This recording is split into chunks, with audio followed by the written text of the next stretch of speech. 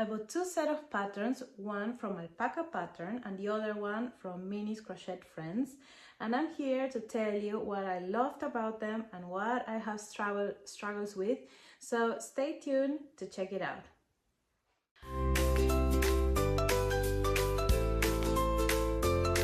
Hi there, how are you? I'm Alexandra and this is Alexandra and Crochet. I opened this channel to share with you my crochet journey, roundups, some crochet tutorials, market vlogs and whatnot. If you like crocheting too, please consider subscribing to support my channel. I would truly appreciate it. For my birthday on April, I bought two set of patterns that I had my eyes on for a very long time since like they were released, and I was never able to buy them because I live on a very tight budget. But I said, okay, it's my birthday, I want this for my birthday. And I bought one of the set of patterns from Minnie's Crochet Friends, which I already did a tutorial on YouTube before, and I knew they were really good patterns. And then I bought the one from Alpaca Patterns that I saw a lot on Instagram with the flower bulbs. And I was super interested on that one because I wanted to bring to my spring summer markets that I normally do. They are very small markets here in town, and I wanted to try to go to most of them and bring those flowers in bulbs. So my idea was making those flower bulbs and then bringing ceramic or like real pots, small pots, and then offer the possibility to the client customer to choose which pot with which bulb they wanted to buy for like a set price. So like to make it personalized, interactive, and to catch some attention. So I thought that would be perfect. And then Minnie's Crochet Friends pattern come already in a pot like crochet into, and I really love them. So to give them like a possibility where you don't have to think which pot you want or whatever, just ready to buy. So I'm here to show you the results and to share with you a little bit what I liked and what I struggled with a little bit on my own perspective and experience. And just to make something clear about the materials I used mostly velvet yarn with a 3.5mm crochet hook. I know it's a smaller hook and results will be smaller, but I really like that there's no holes on the work, that the stitches are very tight so that it maintains the form and the definition looks really good. I also combine a little bit of chenille yarn, which is a little bit bulkier, thicker, just because that's the yarn I had for those colors, no? Chenille yarn here in Switzerland I find it super expensive. Like one ball of yarn of a standard size from Chenille Love, for example, costs over 8 francs in a store. And so imagine choosing all the colors on chenille yarn. You would have to do like an investment on it to be able to do them. And velvet yarn is a little bit cheaper. It costs around 3.50. It comes a bit less grams of a yarn, but it's easier to buy several colors because the price is less than half of the chenille yarn. So that's the way it is. So you will see some mix I forgot the word, mix yarns types, but I think the end result is super good. So first I'm going to show you the daffodils, and then side by side the daffodils, just because both patterns had this type of flower. I made them in different colors, and I will tell you, I will go a little bit more in deep at this point with both patterns, because then the rest of the flowers I did follow the same structure, the same way of making, just a different flower, no? So let me get into that with these two daffodils. So here they are, the two of them. So this one is from Alpaca Patterns, which is a bulb. The pattern also offers you to do a pot, like crochet, instead of a bulb, start crocheting a pot, no? And this one comes already with a pot, like it's part of the pattern, primary pattern, no? I know that alpaca patterns, this one, I will start with this one, the pattern works with chenille yarn. So the result is supposed to be bigger than this one. I used, let me show you, I used chenille yarn for this part here of the flower. That's why it looks a bit bigger. For the stem and for the bulb, I used velvet yarn, which is the one that I had. The only problem with this, my idea with the pots failed a little bit because this turned out smaller than I thought, no? The biggest round here is 24 stitches, which is really not much, not so big, unless you're using a really bulky yarn. So if you do this pattern, please use a bulky yarn, like the pattern says. Otherwise, you will have a very small result, and you need like a super mini pot to be able to fit this inside. I have here a pot for reference. It's quite a small pot. It fits in my hand. And if you put the daffodil here, I mean, it's not bad, but it's really huge for it. You would need a really smaller pot to do it. So I got these little pots on a second-hand store for like 1 franc or so.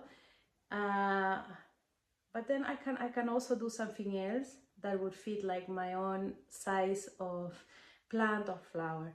But this I won't be able to use with ceramic pots, unfortunately. So you may ask, then what am I going to do with this? Then I thought, okay, then I will crochet pots. I will just make a pot base with some chenille yarn that is sturdy. I have little threads of chenille yarn, like smaller colors, like little balls of different colors. So I think I will do that, and then I will maintain the concept of choose your pot, but it won't be a real pot. It will be a crocheted pot, and you know, let's see how that goes. Or I will not do the choose. I will just put it in a pot, and that's it. That's the way it is. For the rest of the pattern, the patterns are really well written, easy to do. The only thing I would say with the alpaca patterns that you have to keep in mind is that you crochet all the pieces, most of the pieces separately. In this case, the daffodil is the exception, no? But you have to crochet, for example, the leaves separately and then crochet them in the round. What I find is great is that the pattern has links to how to crochet in the round for everything. So if you have never done that, you will learn how to do it with this pattern, so that's great. But for example, I have another one here. This is a tulip, no? This one you had to crochet all the petals, the 3 petals, and then the 3 leaves, and then all of them crocheted in the round. What's the problem with that? That you will have a lot of ends to hide. Not to hide, but like to work around with.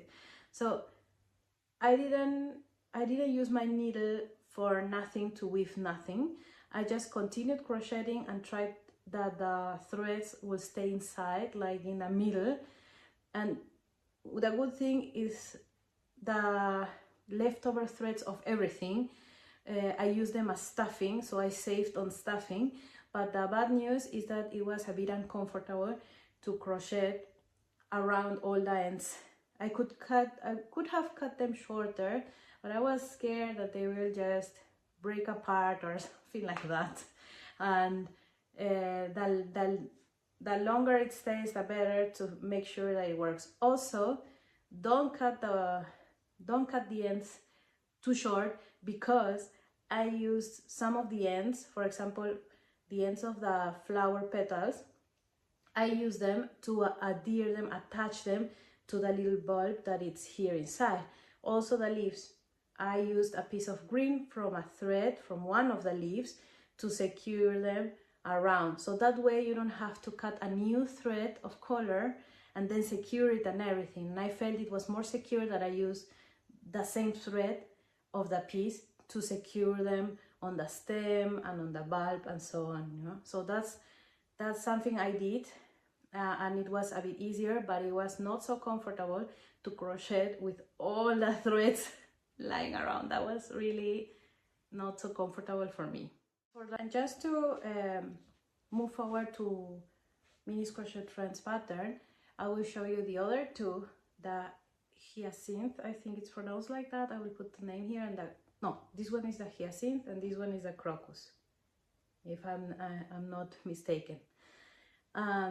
So of course this one was quite easy to do because you didn't have to attach only the leaves, but you know, bubble stitches in small rounds, it's also tricky. And the crocus had a lot of pieces, like also the leaves and the flower petals to work around, but they turned out really nice. This is how velvet yarn would look. It looks like she works them on chenille, like I said before, and I think that the velvet yarn it gives it also another type of definition. So if you're thinking of doing that, this is how it should look. And I was just thinking, because I work a lot with cotton yarn. In cotton yarn, these are like super minis, no, pocket, maybe keychains. No, that could be like a keychain in cotton yarn, just like an idea. So what's left to do is I will just freehand some pots. I won't, yeah, because like I said, the pattern tells you can do either a bulb or a pot. Like the pot is not removable. It's like you have two options to go.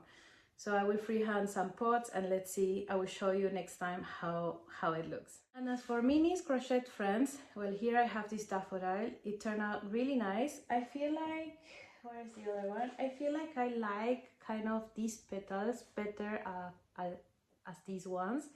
These ones are not so pointy as the ones here, but I must say, and this applies to all of the crochet patterns from this bundle, they are super easy to do. They are super fast to do. The pot and the dirt are the same for all of them. So once you do a couple of them, you have it memorized, and then you just know how it goes. And then what changes is the stem and upwards. No? So let me show you the ones I made. So this one probably is my favorite one. This is the rose. I loved how the rose turned out in definition. I love that you didn't have to do like a chain and stitch it together. These are just crocheted in the round. So it's like, it's super fast to do. I loved it so much that I made one in pink. And I don't know why this one turned out smaller. I think I did less rounds. This is the one like true to the pattern. And I think here I made more rounds. And there's also a detail here in the back. It has also a round of leaves crocheted when you are doing the round, not aside. And if I remember correctly, only the petals here, the leaves are done separately and then sewn to the stem. But that was not so bad to do. I decided to do 2 leaves for everyone, but you can also just do 1 leaf and it's also fine, or no leaves if you don't want any leaves. But yeah, it was pretty easy to do. And then I did here this daisy flower. This one is done with chenille yarn, which helped have like the petals more stable. It still curls a little bit, so if you want to have it on your desk, you have to first like comb it a little bit, like press it down, and then you have it there. But it's really, really beautiful. Let me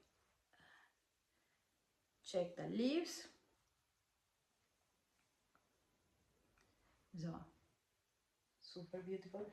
And then we have the sunflower, which what I have to say is that using velvet yarn, maybe it happens also with chenille, but the leaves just curl.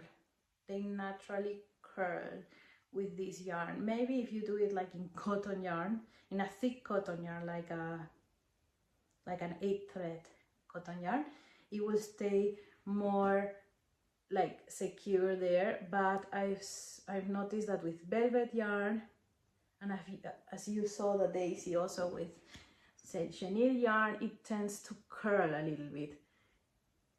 Nonetheless, they are very cute, they are very fast to do. So I made mini crochet friend pattern like in one go. I loved it so much that I went to Etsy to see how much it would cost me to get all the patterns, because she has also another bundle of flowers and she has also a bundle of plants, and I want to get them all. The ones from Alpaca Patterns, of course, they're another type of flowers. There are other types of flowers, and if you make it with chenille yarn, maybe this one is super suitable, and you can do the pot thing, you know, to put them in a ceramic pot or something, or in a basket or anything like that. So they're also nice. If you don't mind the ends and everything, it's really good to try. I think they are very cute. The mini crochet pattern though, I don't know, I just did them in one sit down, everything. Both designers are amazing designers. Like, I wouldn't have thought of doing something like that. Like the technique is super great, and from both of them I've learned tons of things. But if you ask me which one of those two were my favorite, was the mini crochet friends in the pot, just because for me it felt like it was so breezy, easy and fast to do. I made one in no time, and with the other one I felt like I had to do all the parts on the side and then be careful that to crochet in the right spot and the right round, and there was no mindless moment, not many mindless moments in that pattern. And I love mindless projects, I love easy breezy projects, just because I don't have much time to make them. And when I have chance to make them, I'm very tired and it's in the evening. And if you're in the same spot as me, if you are also a mom, or if you work super hard the whole day and you have just like 1 hour in the evening to do it, then of course you would like to have something mindless and not to give it so much thought. But if you have the time and you want to bring variety and you want to play with new ideas or ways to do it, then I would suggest you to do both patterns. So let me know in the comments which ones would you do, if you've done any of it, if you have other opinions about it, or if you agree with me or not. And yeah, I would love to know your opinion on it. Finally, just some announcements. I'm super excited to announce that I got accepted to a Christmas market that I've never done before. Last year I did a Christmas market in my little town, and it went really nice. It was a very nice first time experience, but I had my eyes on this other Christmas event, which is in the big city close to my little town. And over there are more people coming. It's indoors, so no freezing like last year, and it's really very interesting. It's of course focused on handmade things, and you have to sell them from a luggage or a piece of luggage. Like, you put this old luggage on the table and you have to sell them from there. That's like the whole concept of it. And I sent my pictures of my products and the descriptions, and I was really excited and surprised that I got accepted, because last time when I went there was already so many handmade little business owners, and they're all like, most of them are small handmade stuff, like hobby business kind of thing. And yeah, I thought I wouldn't have a chance. And I also sent my application like 3 days before the end of the application time, because I was not sure if I wanted to do it. I was scared, I was doubtful, I didn't know, but I made it in. I also want to participate on the one in my little town, because those are separate dates. The one in the big town it's in the beginning of November, and the one in my little town is in the end of November, beginning of Advent time. I'm just mixing German here and there.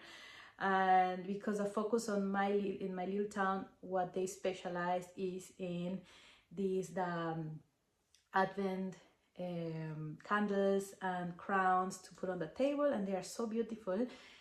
So that's why it's like the day before the Advent starts.